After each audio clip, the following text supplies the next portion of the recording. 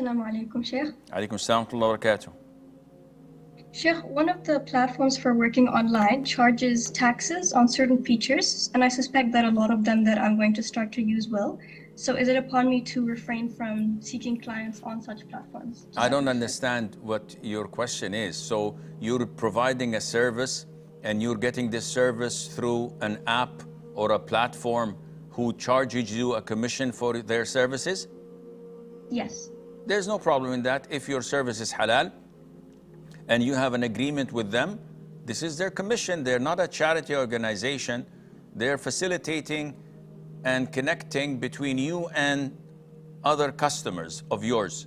So whatever commission they take with agreement of you, this is halal, inshallah.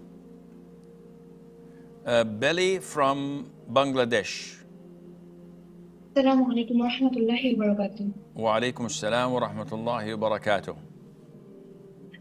I have to pray my Zuhr prayer in my college, and I have to pray in my common room. There is no men in the common room, only women. But my niqab is kind of fixed to my hijab.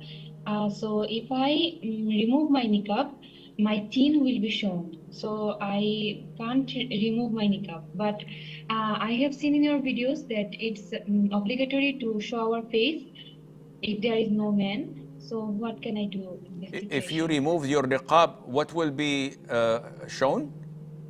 My chin and some of my hairs. It's kind of fixed. Your teen? Chin. Like below my face? Your chin? Yes. Okay, you have to fix this, but this is not a reason for you to cover your face. You have to fix it either by tightening it up or doing something and fix this, inshallah, but you must not pray with your niqab on as long as there are no male non-mahram around you.